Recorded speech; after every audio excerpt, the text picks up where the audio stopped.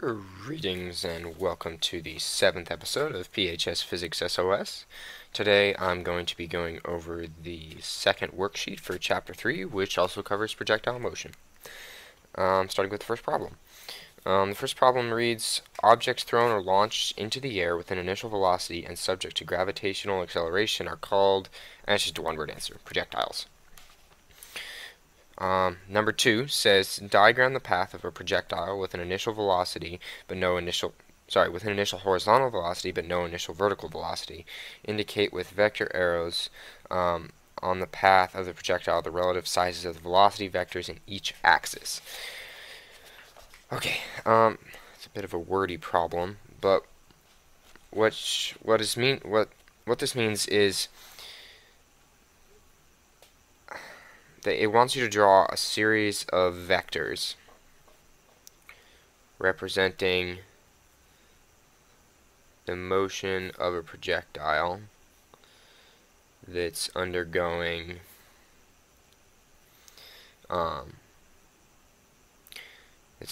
free fall.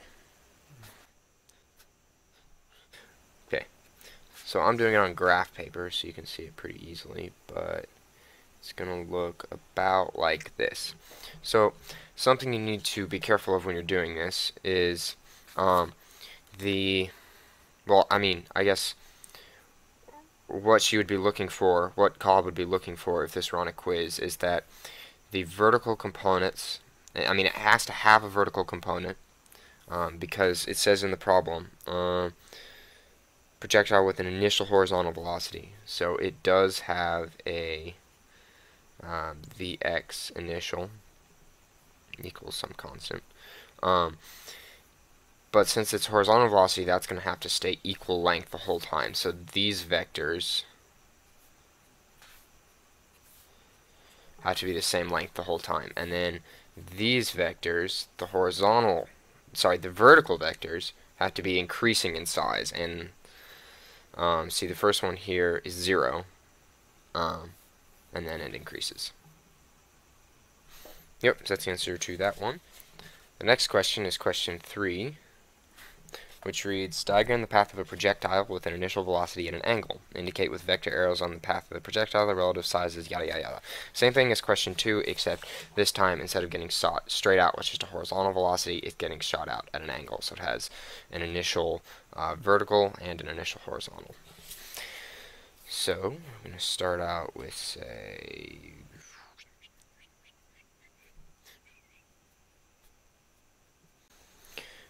and then the path would just look something like this.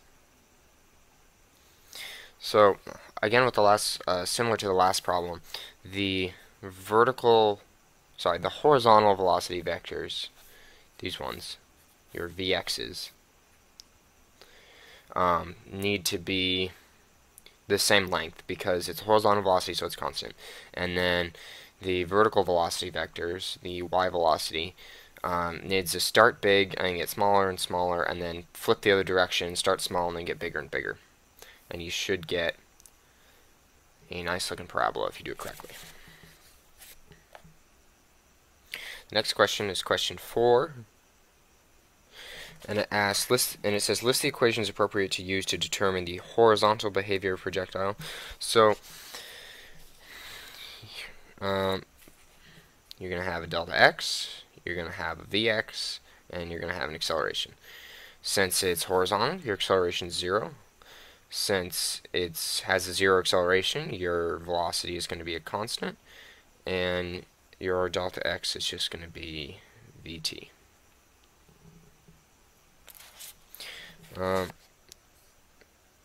So yeah, you don't really need this equation since it's not really an equation. It's just a concept that with horizontal motion in a projectile motion problem, you have 0 acceleration. The next question is question 5, and it says list the equations appropriate to use to determine the vertical behavior of a projectile. Okay, so for this one there's a lot more, and again I'm going to start lower on the hierarchy and move up. So acceleration is negative 9.8 meters per second squared. velocity is v naught t, or sorry. Velocity is v naught plus at, and delta y is v naught t plus 1/2 at squared. And then also you could write the timeout equation. Squared plus 2a delta x. And remember, this one's not on the equation sheet you get for the regular physics quizzes, so you do need to have this one memorized. V final squared equals V initial squared plus 2a delta y. The next question is question 6, and it says determine the magnitude and direction of the acceleration of the projectile at any point in its flight.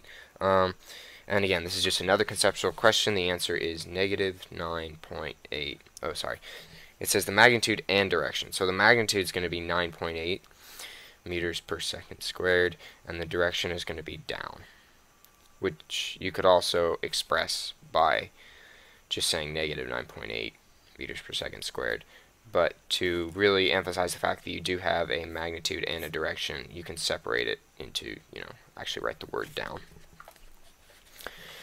Question 7 is a much bigger problem, so we're going to flip onto a new page, and it says a projectile is launched horizontally with a velocity of 5 meters per second from a height of 25 meters. So, because Ka wants me to, I'm going to draw a T-chart.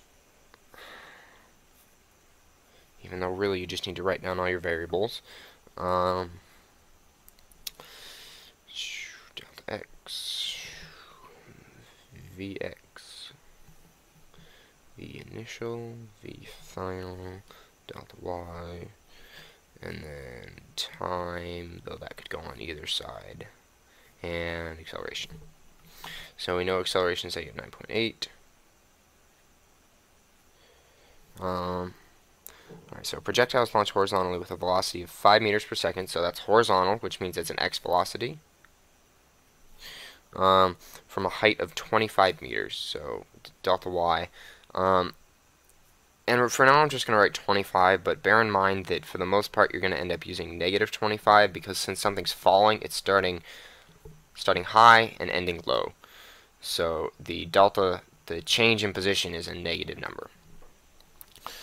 And it says part A, determine the time of flight.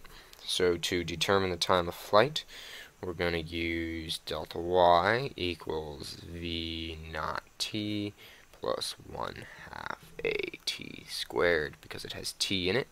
So delta y in this case is going to be, like I said a second ago, it's going to be negative 25 meters equals v naught t. And remember, this is in the y direction, not the x direction, so you don't have an initial velocity because it's only thrown horizontally. So this term goes away, and we have 1/2 a, which is negative 4.9 t squared. So divide that over, you have negative 25 over negative 4.9 equals t squared, and then take the square root of both sides, and you get 2.26 seconds equals time. And we're going to go add that to our t-chart.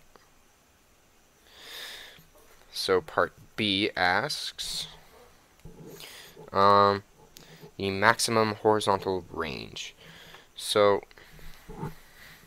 if we go draw a picture of this, we have, let's see, launch horizontally from a height of 25 meters. So this is 25 meters, and it's getting launched horizontally, so it's going to go like this. And it wants the horizontal range, which is this distance, which is delta x.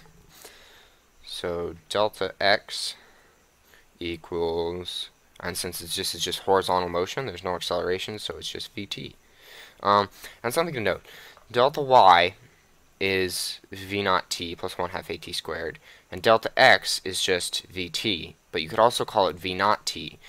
So the equation for finding the change in position in the x direction, where there's no acceleration, is the same as the change in position for the y direction. You just knock off the term with the acceleration in it. So you could do plus 1/2 trying to do dotted lines to make it look like it's invisible, but it's not really working. Plus 1/2 at squared, but since there's no acceleration in the x direction, a sub x equals 0, this whole term just goes away. So delta x just equals vt. Delta x, sorry, x got lost in there. So we know our initial x velocity, they gave it to us. Oh, I guess I should write my time over here as well. So we're just going to plug this in. We know our initial velocity is 5, and we know our time is, what's our time? 2.26 seconds. I just wrote it down. And when you multiply those out, you get 11.3 meters, which is our horizontal range, or our delta x. I hope you can read all this. Yeah, if you can't, tell me, because I'm trying out a new thing, doing it on graph paper, trying to keep everything more organized, trying to help me write straight, because normally I'm writing at an angle. Put this in, highest definition YouTube has, and put it on full screen, and everything should hopefully be readable. But if it isn't, just someone go ahead and tell me, and I'll see what I can do about it for next time. Okay, so part C says find the acceleration. Oh, and the next two parts are easy, so you're pretty much done with this problem. Part C says the acceleration after 1 second. And you're thinking, man, I don't know an equation for acceleration. Do I want to use timeout? That has acceleration in it. Nope, it's just a conceptual question. The acceleration after 1 second is the same as the acceleration after 5 seconds, is the same as the acceleration at the very beginning. It's just gravity. Acceleration equals g equals negative 9.8 meters per second squared. And then part D says wants to know the horizontal velocity after 1 second. And again, this is just another conceptual question. Horizontal velocity is your Vx, and it doesn't change. So it's just 5 meters per second, same as it was at the beginning. The next question is question 8, and boy, it's a long one. So, new page. Question 8 says, a football is kicked towards a goalpost for the winning field goal with a velocity of 15 meters per second at an angle of 60 degrees. So first thing first, T-chart. This one a little bigger. So we have our Vx, which we need to find, our V initial for y, our V final for y, our delta x, our delta y, our acceleration, and then there's a couple more things that I would actually write below this T-chart because they apply to both sides of it, and that's the time and the angle. So we know this is negative 9.8 meters per second squared. Meters per second squared, sorry about that. And this is 60 degrees. So, first thing we want to do is, well, first thing I want to do, first thing you should do, is draw a triangle. Label your angle theta. Draw your magnitude, or write in the magnitude of your vector. And define theta. And now we want to find Vx and Vy. And to do that, we have more trigonometry. So the first thing we're going to look for is the y velocity, and you could actually look for the x velocity, but I'm just going to do y first. So we need to find something that relates our angle, theta, 60 degrees, our hypotenuse, 15 meters per second, and our y velocity. And the trigonometric function for that is sine. So sine of 60 degrees equals the opposite side, our vertical velocity, over our hypotenuse, which is the magnitude of our vector. So I'll multiply it over, we get 15 sine 60 equals Vy, and that's going to give you about 13 meters per second. And so we'll put this in for our initial y velocity.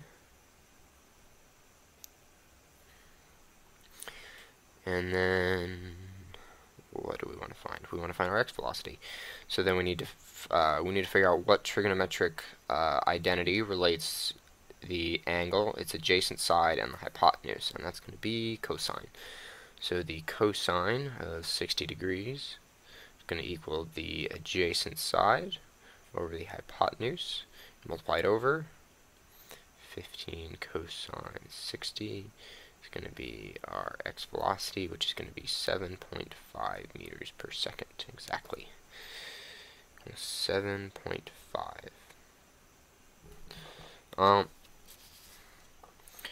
So the reason I've done all this before even reading part A of the problem is because whenever you have an angle in your problem, the first thing you want to do is get rid of that angle because you can't work with it. So you need to find the component vectors. I mean, if you see a problem with an angle and a magnitude like this, first thing you want to do, draw your triangle, do your little trig, and figure out your x and y velocities. So now we can go into part A. And part A asks for the time of flight. So we're going to use, there's a couple ways we could do this, but the easiest way is going to be delta y equals v naught t plus 1/2 at squared. And this time we do have an initial velocity in the y direction, which we just calculated. It's this. So delta y equals 13t plus, or no, minus 1/2 a, or plus 1/2 a, which is negative 4.9, so minus 4.9 t squared. And since this is a projectile motion problem, we also know that our delta y, because, I mean, if you go ahead and look, if we go draw our little picture, it's going to go up and then back down. So the total delta y for the whole flight is going to be 0, because yes, it went up and yes, it went down, but the total change from the beginning to the end is 0, because it's at the same place it started at. So 0 equals 13t minus 4.9 t squared. Now it's time for a little basic algebra. We want to factor out the t. Do 13 minus 4.9 t.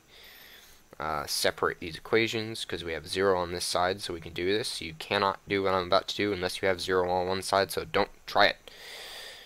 So t equals 0, and 13 minus 4.9t equals 0. So we're going to get two solutions because this is a quadratic function. It has a t squared. That's what quadratic means. So the highest power is the number of answers you're going to get, but that's algebra. Don't worry about it. So we get t equals 0, or 13 equals 4.9t, and 13 over 4.9 equals 2.65 seconds equals t. So now we have two answers. We need to decide which one makes sense, and it wants to know the total time of flight. So what we are actually finding using this equation is how long it takes for the delta y, given these numbers, how long it takes for the delta y to equal 0. And since it starts at 0 and it ends at 0, the starting time, it's going to be 0 and delta y will equal 0, and the ending time, the delta y will equal 0, and that's going to be 2.65 seconds, which is what we want, so we don't want that. The t is going to be 2.65 seconds. Okay. Part B asks for the maximum horizontal range. And to find the maximum horizontal range, again, that's just going to be this distance. And we think horizontal, we think x. So, okay, we want to do something with x's in it. What has x and t? The only thing we know of is delta x equals vt. And we know our initial x velocity. We know our time now. We just calculated that in part A. So we know our velocity and our time, and we just need to multiply those together to find delta x. So delta x is going to be 2.65, which is our time, times our velocity. Sorry, I did them out of order. I did TV instead of VT. Sorry. Hope that's not confusing. Plug those into your calculator, and you get delta x equals 19.9 meters. So 19.9 meters, and that's your answer to part B, because it wants a maximum horizontal range, which is really the same as your change in x. And part C is another conceptual question. It asks, what is the acceleration after 1 second? Well, it's It's a projectile motion problem, so the acceleration everywhere is going to be negative 9.8 meters per second squared. Don't let those problems trip you up. Part D asks for the horizontal velocity after 1 second. And again, another conceptual question. They had these same two questions on the last problem, which chances are that means they'll probably be on the quiz, so you need to understand them. Part D asks for the horizontal velocity after 1 second. And again, horizontal velocity is always going to be a constant. It's not going to change, so it's just going to be 7.5 meters per second. Now, part E is the height at a time of 1 second. Height was height. Delta y. So we need to use this equation again. Yeah. So delta y equals v naught t plus 1/2 at squared. Delta y equals 13, our initial y velocity. 13t minus 4.9, because that's 1/2 at squared. I'm just going to go plug in 1, and we get delta y equals 13 times 1 minus 4.9 times 1 squared, which is 1. And 13 minus 4.9 is 8.1 meters. So that's going to be our height after 1 second. And then part F asks for the maximum height. And the easiest way to do maximum height, because the one thing we know about maximum height is that at the maximum height of the projectile, when the projectile is at its maximum height, its vertical velocity is, very briefly, 0.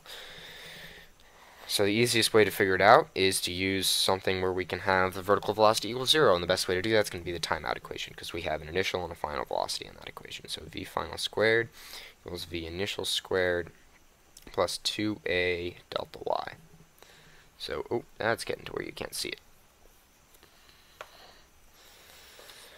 So, v final squared, actually hang on, I can just zoom out real quick. Magic. So v final squared is 0 equals, oh wow, that really didn't help much, did it? I guess I am running out of room on the page. So, v final squared equals v initial in the y direction. Make sure you have your y velocity, because we're dealing with delta y and final y velocity. So that's going to be 13 plus 2a, which is minus 19.6 delta y. Do a little algebra. Bring over the 13 squared, so we have negative 13 squared equals negative 19.6 delta y. Divide them over and square this first. You get negative 169 over negative 19.6 equals delta y, which is going to be 8.1 meters. Is that right?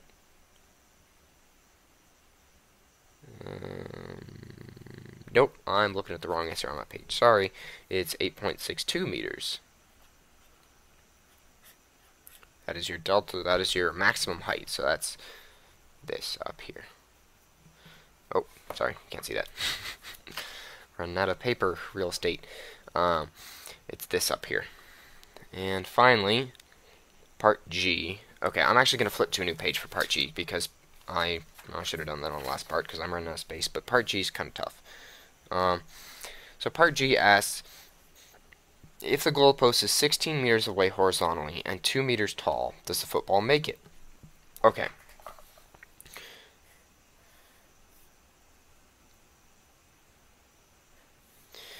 So we know our total distance from back here. We know our total distance is 19.9 meters, this length. This. So this is 19.9 meters.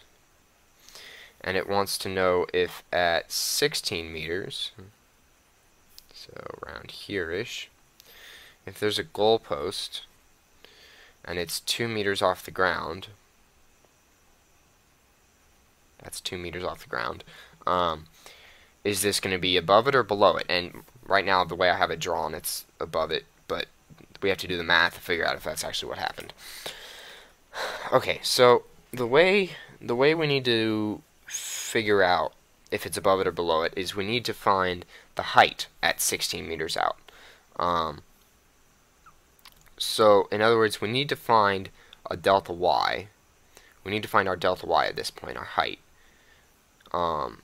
and we're given a delta x, which is 16 meters. And the only two things we have in our t-chart that will cross between sides is time and angle. And we're obviously not going to be using angle, so we need to find the time at which the football, is this a football? Yeah, the football is 16 meters out. So we're looking for a delta y. We have a delta x, and we need to find the time it takes to get to 16 meters to be able to relate it to terms of y. So we want to use delta x equals v of x times time, because this is the only equation we have that has delta x in it. So 16 equals our initial, or our constant x velocity, which we calculated here as 7.5 meters per second, times our time, which is what we're looking for. So we divide this over, we go 16 over 7.5 equals t equals 2.13 seconds. So that's how long it takes the ball to fly 16 meters, because we set our delta x equal to vt, we had our velocity, and we're looking for the time it took to fly that far at that speed, and we got 2.13 seconds. So now we want to figure out, okay, so we know our initial x and y velocities. Now we want to know what's the height after 2.13 seconds, which also happens to be 16 meters out. So to find our height, we want to use delta y equals v naught t plus 1/2 a t squared. So delta y equals 13t. And remember, that was our initial y velocity from back here, plus 1/2 a, so minus 4.9 t squared. So delta y equals 13 times 2.13 minus 4.9 times 2.13 squared. Plug that all into your calculator, and you get delta y equals 5.43 meters. And we go all the way back to the original question, and it asks, if the goalpost is 16 meters away horizontally and 2 meters tall, does the football make it? So since this delta y, 5.43 meters, is greater than 2 meters, it means the football made it. Because what this means is, if here's your goalpost, I'm not a football player, and wow, that is a really terrible goalpost, especially given that I'm drawing on graphing paper. And this is 2 meters off the ground. This tells us that our actual football, when it flew through, was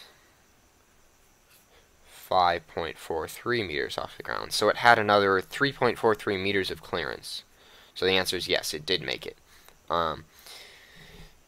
And okay, and the last question is question 9. And question 9 says, prepare graph sketches for the vertical and horizontal aspects of the flight of the ball in problem 8. So, and there's an important word in this problem that a lot of you actually missed on the last lab, was that they're just asking for sketches. They're not looking for exact graphs with exact values. They just, it's just asking for about what the shape of it is. So first we're going to do it for vertical motion, which is our y motion. And it wants displacement, which is y, versus time, velocity, so vy versus time, and then acceleration, which is a versus t. So in the problem, the ball gets thrown up, it goes up and up and up, and then down, down, down, down, down. So that's what our y graph is going to look like.